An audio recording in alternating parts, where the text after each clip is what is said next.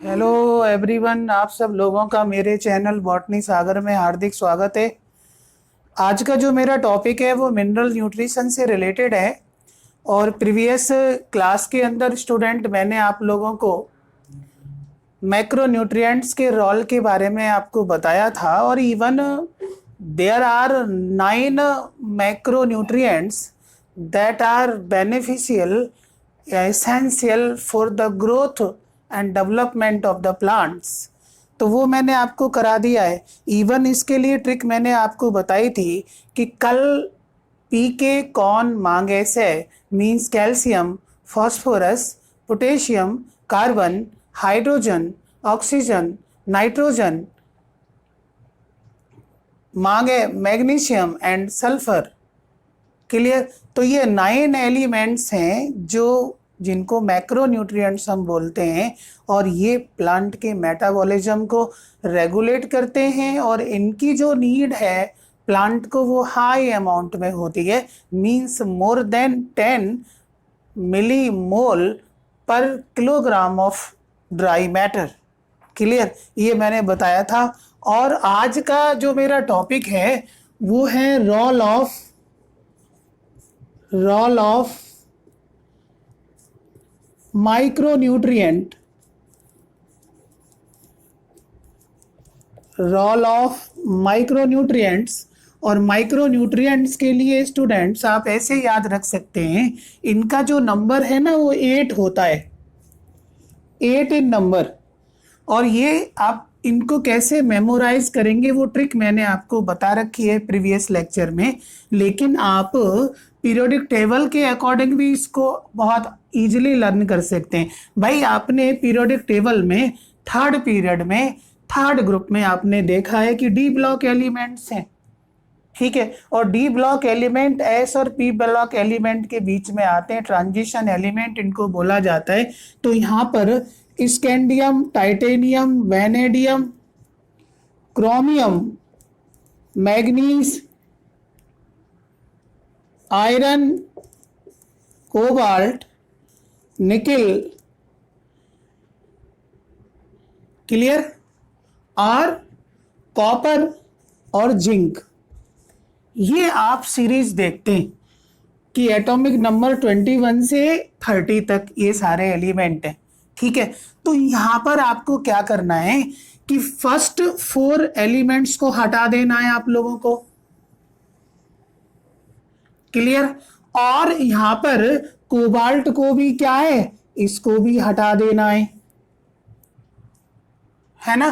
तो how many elements left, 1 2 3 4 5, clear. अब 3 elements की और नीड है, तो 3 एलिमेंट्स में आप मोबाइल बैटरी चार्जर, ये आप इन 5 एलिमेंट्स से कनेक्ट कर दो। Mobile battery charger, clear student. तो कितने हो गए, ये 8 एलिमेंट्स हो गए, ठीक है। Manganese, iron, nickel, copper, zinc, molybdenum, boron and chlorine, ठीक है।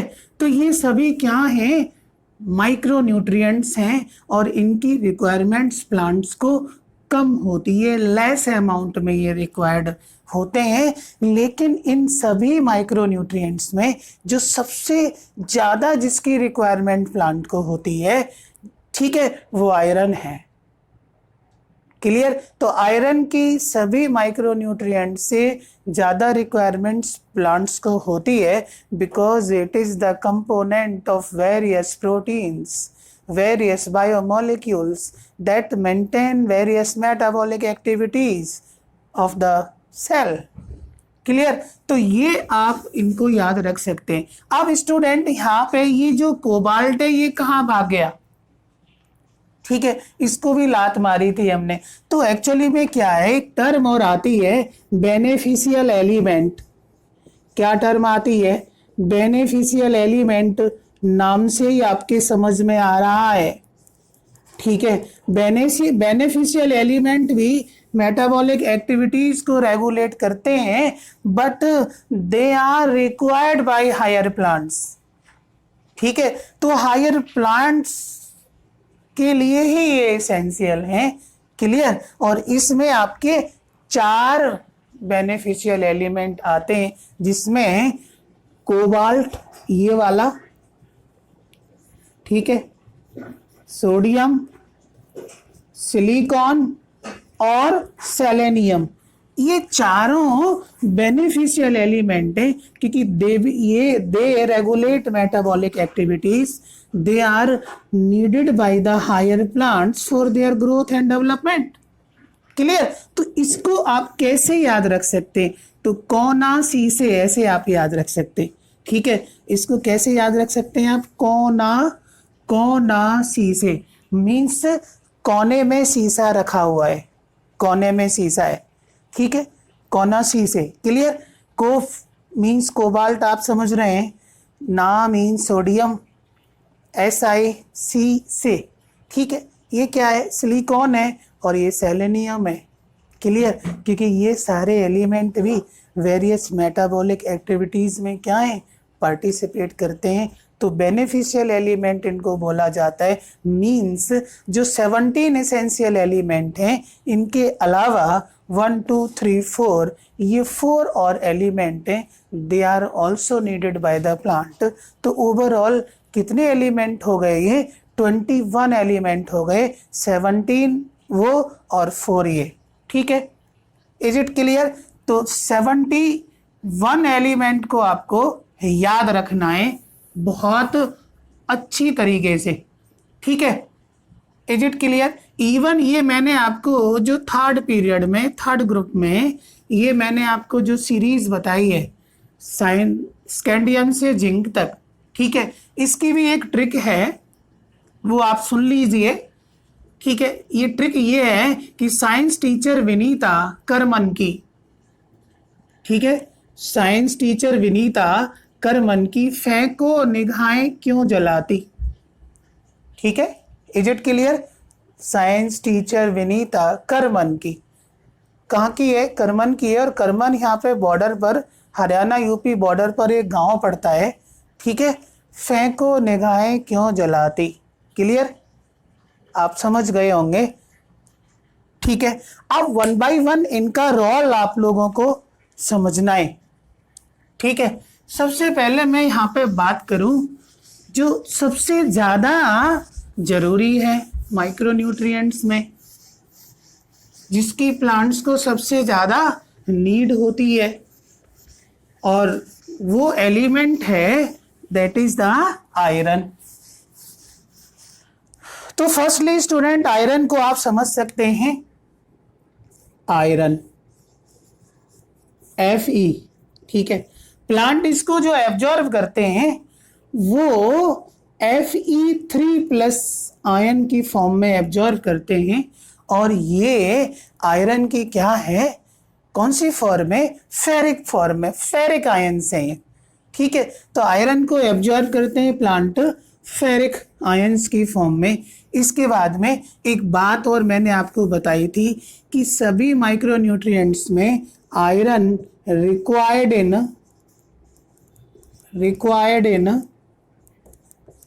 हायर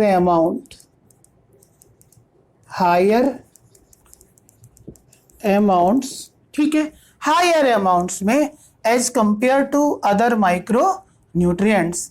अब इसके रोल की बात करते हैं, फंक्शन की बात करते हैं। तो फंक्शन में क्या है कि जो आयरन है ये एक्टिवेटर है मैनी एंजाइम्स का। ठीक है, तो फंक्शन में आप लिख सकते हैं पहला फंक्शन कि एक्टिवेटर ऑफ मैनी एंजाइम्स। ठीक है, एक्टिवेटर ऑफ मैनी एंजाइम्स। अब जो एंजाइम है जो आपको लर्न रखने हैं, उनमें आप 2 एंजाइम को लर्न रख सकते हैं। एक तो रख सकते हैं आप कैटालेज एंजाइम को, कैटालेज एंजाइम, और ये एंजाइम पेरोक्सिसोम के अंदर मिलता है।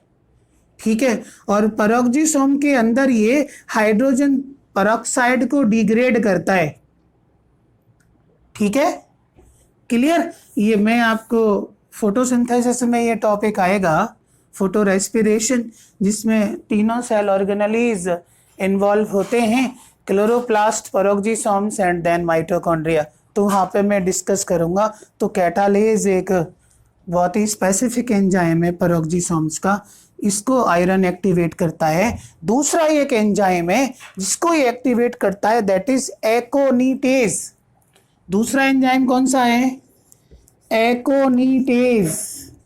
और एकोनिटेज स्टूडेंट ये क्रेब्स साइकिल का एंजाइम है। किसका एंजाइम है ये? क्रेब्स साइकिल का एंजाइम है। और क्रेब्स साइकिल में आप देखते हैं कि जो फर्स्ट स्टेबल प्रोडक्ट है वो सिट्रिक एसिड होता है। सिट्रिक एसिड कन्वर्ट होता है सिस एकोनिटिक एसिड में by the activity of aconitase, and cis aconitic acid convert into isocitric acid by the activity of aconitase. ठीक है, तो क्रेब्स साइकिल का एंजाइम है एकोनिटेज, जिसका एक्टिवेटर है आयरन। Is it clear? तो ये पहला फंक्शन आपके समझ आ गया होगा आयरन का। दूसरे फंक्शन की बात करें कि जो आयरन है it is the structural component of many biomolecule. ठीक है, स्ट्रक्चरल कंपोनेंट है ये, structural component of many biomolecules. Many biomolecules में आप पहला देख सकते हैं पोरफायरिन। पोरफायरिन का कंपोनेंट है ये। ठीक है, और पोरफायरिन आप जानते ही हैं कि एक हेटेरोसाइक्लिक कंपाउंड है जो कई बायोमॉलिक्यूल्स को क्या है? फॉर्म करता है। ठीक है, दूसरा ये किसका कंपोनेंट है? दूसरा ये कंपोनेंट है साइटोक्रोम का। ठीक है, साइटोक्रोम का भी कंपोनेंट है। और थर्ड लैग हीमोग्लोबिन का कंपोनेंट है। लैग हीमोग्लोबिन, ठीक है, जो कि रूट नोड्यूल्स के अंदर नाइट्रोजनेज एंजाइम की क्या है? ये प्रोटेक्शन करता है, उसको ऑक्सीडेशन से बचाता है लैग हीमोग्लोबिन। आगे नाइट्रोजन मेटाबॉलिज्म आ रहा है, उसमें मैं आपको क्या है डिस्कस करूंगा। इसके बाद में एक और फंक्शन आप इसका देख सकते हैं। ठीक है, कुछ प्रोटीन कंपाउंड हैं, उन प्रोटीन कंपाउंड को भी आयरन क्या है? एक्टिवेट करता है। और वो protein compound electron transport chain में हेल्प करते हैं, इलेक्ट्रॉन ट्रांसपोर्टर हैं। जैसे कि एक तो मैंने नाम यहाँ पे क्या है? साइटोक्रोम का ही ले दिया। ठीक है, और दूसरा फेरिडॉक्सिन है जो आयरन सल्फर प्रोटीन कॉम्प्लेक्स है। ठीक है, इनका भी कॉन्स्टिट्यूएंट्स क्या है? आयरन है। तो नेक्स्ट पॉइंट आप ये लिख सकते हैं कि it is the important constituents of protein ferredoxin and cytochrome that involve in the transfer of electron. ठीक है, तो ये also the constituents of cytochrome, ये मैंने बता दिया आपको, और फेरिडॉक्सिन और ये आयरन सल्फर प्रोटीन कॉम्प्लेक्स है, और दोनों ही ये क्या हैं? इलेक्ट्रॉन ट्रांसफरिंग एजेंट हैं। ठीक है, इलेक्ट्रॉन ट्रांसफरिंग एजेंट हैं दोनों। इनका ये कॉन्स्टिट्यूएंट्स है आयरन। ठीक है, इसके बाद में नेक्स्ट आप इसका एक फंक्शन लिख सकते हैं कि it also helps in chlorophyll synthesis. Clear? ठीक है, तो फोर्थ पॉइंट आप इसका ये दे सकते हैं कि क्लोरोफिल सिंथेसिस में भी आयरन एक इंपॉर्टेंट रोल प्ले करता है। ठीक है, और chlorophyll you know a major photosynthetic pigments. Clear? तो नेक्स्ट सिंथेसिस ऑफ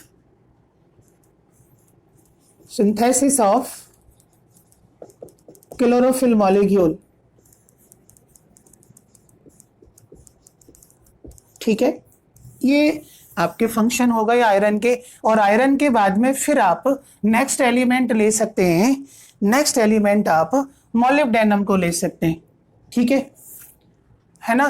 तो उधर 9 तो हो गए, मैक्रो में चले गए, 10वें नंबर का इसमें आ गया।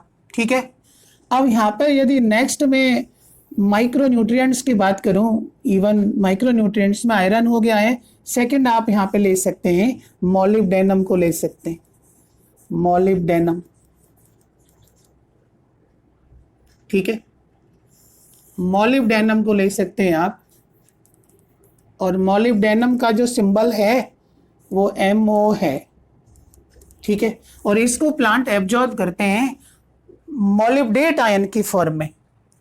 किस आयन की फॉर्म में? मॉलिब्डेट, मॉलिब्डेट आयन मीन्स MOO2 2+, ठीक है, मॉलिब्डेट आयन की फॉर्म में प्लांट एब्जॉर्ब करते हैं। और इसका मैंने फंक्शन आपको प्रीवियस उसमें भी बताया था कि जनरली जो मॉलिब्डेनम है it is the activator of nitrogenase enzyme, nitrogenase enzyme का एक्टिवेटर है, क्लियर। और नाइट्रोजिनेज एंजाइम एक मेन एंजाइम है जो नाइट्रोजन फिक्सेशन में हेल्प करता है, ठीक है, माने निफ्जीन सिंथेसाइजिंग एंजाइम है ये। और दूसरा है nitrate reductase, nitrate reductase means ये दोनों एंजाइम नाइट्रोजन मेटाबॉलिज्म में क्या है? इन्वॉल्व होते हैं, क्लियर। तो नाइट्रेट रिडक्टेज और नाइट्रोजिनेज दोनों ये नाइट्रोजन मेटाबॉलिज्म में इन्वॉल्व होते हैं, यही मेजर फंक्शन है मॉलिब्डेनम का। और मॉलिब्डेनम की जो रिक्वायरमेंट है वो सबसे कम होती है, मींस नाइट्रोजन मेटाबॉलिज्म में ये एलिमेंट्स रोल प्ले करता है, ठीक है, एक्टिवेटर है ये नाइट्रोजिनेज का और नाइट्रेट रिडक्टेज का। और ये दोनों एंजाइम नाइट्रोजन मेटाबॉलिज्म में वर्क करते हैं। और लास्ट में इस चैप्टर में यही मुझे डिस्कस कराना है आपको, नाइट्रोजन मेटाबॉलिज्म, क्लियर। इसके बाद में नेक्स्ट में बात करूं, बोरॉन की बात करूं, तो बोरॉन भी एक वेरी वेरी इंपॉर्टेंट एलिमेंट है और इसको भी प्लांट एब्जॉर्ब करते हैं बोरेट आयंस की फॉर्म में, ठीक है। तो थर्ड में यहां पर बात करूं बोरॉन, सिंबल इसका B है और इसको एब्जॉर्ब करते हैं प्लांट बोरेट आयन की फॉर्म में, ठीक है। तो बोरेट आयन में BO3-, ठीक है, BO3-, ठीक है, BO3-, और दूसरा आयन है B4O7-2-, ठीक है, B4O7-2-, ठीक है। ये आप इसके बाद में बोरॉन के रोल की बात करें तो बोरॉन का रोल भी बड़ा इंपॉर्टेंट है प्लांट की ग्रोथ एंड डेवलपमेंट के लिए। और ये बोरॉन है ट्रांसलोकेशन ऑफ शुगर्स में हेल्प करता है, पॉलन जर्मिनेशन में हेल्प करता है, सीड जर्मिनेशन में हेल्प करता है। तो फंक्शन की बात करें तो translocation of sugars, translocation of sugars. दूसरा है helps in pollen germination and seed germination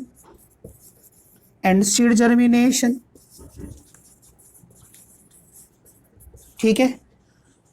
boron also helps in spore germination, ठीक है, also helps in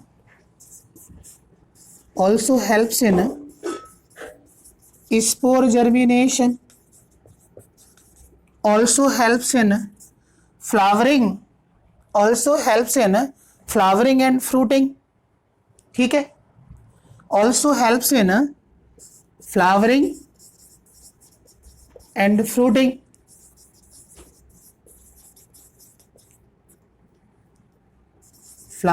fruiting, and also helps in cell differentiation and membrane functioning, ठीक है। Membrane functioning और cell differentiation में भी boron participate करता है, clear. इसके बाद और क्या कोई फंक्शन हो सकता है बोरॉन का? ठीक है, और कोई फंक्शन हो सकता है required for uptake and utilization of calcium ion, बड़ा इंपॉर्टेंट फंक्शन है। रिक्वायर्ड फॉर uptake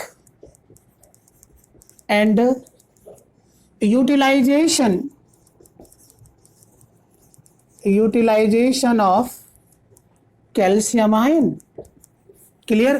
तो there are lot of functions of the boron. सबसे इंपॉर्टेंट फंक्शन इसका translocation of sugar and pollen germination. कई बार इसके फंक्शन को पूछा गया है नीट के अंदर, ठीक है।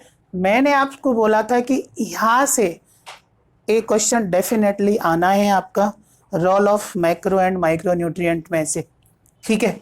इसके बाद में यदि कॉपर की मैं बात करूं, नेक्स्ट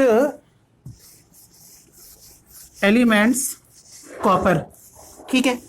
कॉपर को जो प्लांट एब्जॉर्ब करते हैं, ठीक है, वो किस फॉर्म में करते हैं, क्योंकि ये भी वेरिएबल वैलेंसी शो करता है आयरन की तरह, Cu plus and Cu2 plus.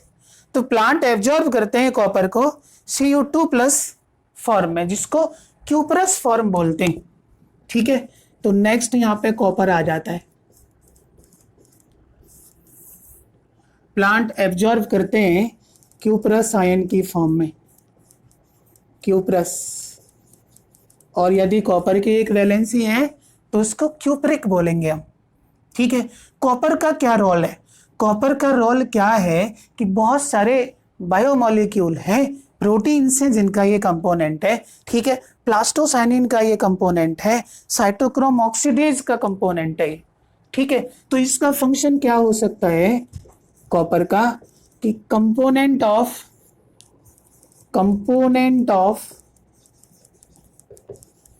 Plastocyanin,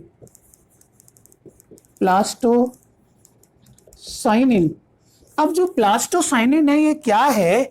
ये एक blue is copper containing protein है। प्लास्टोसाइनिन क्या है? Blue is copper containing proteins, और ये प्रोटीन्स पार्टिसिपेट करती है कहाँ? फॉस्फोराइलेशन में, ठीक है ना। साइक्लिक फोटोफॉस्फोराइलेशन में इसका रोल आप देखते हैं। दूसरा ये है कि it is the component of cytochrome oxidase. Cytochrome oxidase का मीनिंग है कि ऐसा प्रोटीन जिसमें आयरन के अलावा कॉपर भी प्रेजेंट होता है, और साइटोक्रोम ए और साइटोक्रोम A3 दोनों को कलेक्टिवली हम साइटोक्रोम ऑक्सीडेज बोलते हैं। और ये आप इलेक्ट्रॉन ट्रांसपोर्ट चेन में देखते हैं इसका कितना रोल है, ठीक है। ये साइटोक्रोम A3, ठीक है, ये अल्टीमेट एक्सेप्टर है इलेक्ट्रॉन्स का, ठीक है। क्लियर? Is it clear? दोनों cytochrome a and cytochrome A3 दोनों को कलेक्टिवली क्या बोलते हैं? साइटोक्रोम ऑक्सीडेज बोलते हैं, और ए में कॉपर एग्जिस्ट करता है, ठीक है। नेक्स्ट मैं बात करूं मैग्नीज के बारे में। नेक्स्ट मैग्नीज, और मैग्नीज को प्लांट एब्जॉर्ब करते हैं, Mn सिंबल है, मैग्नीज आयन की फॉर्म में प्लांट इसको एब्जॉर्ब करते हैं। और इसका सबसे बड़ा जो फंक्शन है वो ये है कि फोटोलाइसिस ऑफ वाटर में ये हेल्प करता है, ठीक है। मतलब वाटर स्प्लिटिंग रिएक्शन में ये हेल्प करता है। मैग्नीज कहाँ हेल्प करता है? Photolysis of water, photolysis of water या वाटर स्प्लिटिंग रिएक्शन, या फिर it is the component of oxygen evolving complex along with chloride ion and calcium ion, ठीक है। तो मैग्नीज ऑक्सीजन इवॉल्विंग कॉम्प्लेक्स का क्या है? पार्टिसिपेंट है, और ये यहाँ पर क्लोराइड आयन और कैल्शियम आयन के साथ साथ मैग्नीज आयन भी यहाँ पार्टिसिपेट करते हैं, और ये ऑक्सीजन एवोल्यूशन में हेल्प करते हैं। क्योंकि आपको पता है कि फोटोसिंथेसिस में जो ऑक्सीजन रिलीज होती है it comes from water, not from CO2। Is it clear? दूसरा ये है कि क्लोरोफिल सिंथेसिस में भी ये पार्टिसिपेट करता है, ठीक है, आयरन की तरह, ठीक है। It also helps in the synthesis of chlorophyll, synthesis of chlorophyll like that of iron, is it clear? ये मैग्नीज के बारे में डिस्क्रिप्शन हो गया। इसके बाद में 6 एलिमेंट की बात करूं, मैं जिंक की बात करता हूं, ठीक है।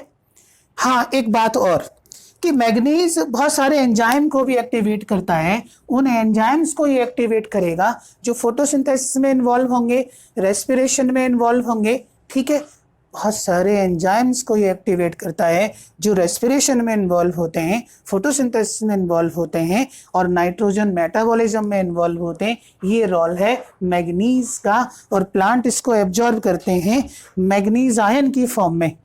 क्लियर? इसके बाद में 6 एलिमेंट की मैं बात करूं, यहां पर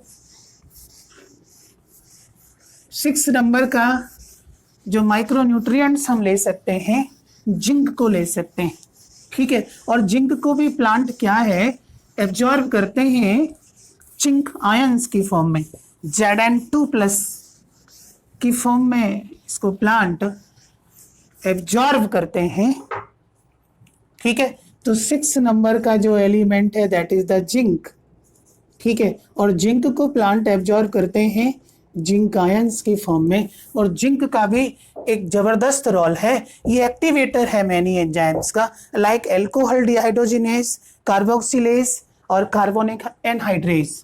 तो इसके फंक्शन की मैं बात करूं तो ये एक्टिवेटर है। प्रीवियस क्लास में भी मैंने आपको बताया था कि जिंक जो एक्टिवेटर है वो अल्कोहलिक डिहाइड्रोजिनेज का एक्टिवेटर है। और ये एंजाइम आपको पता है कि फर्मेंटेशन में हेल्प करता है, ठीक है। एसिटाल्डिहाइड जब अल्कोहल में कन्वर्ट होता है तो bye the activity of alcoholic dehydrogenase, ठीक है।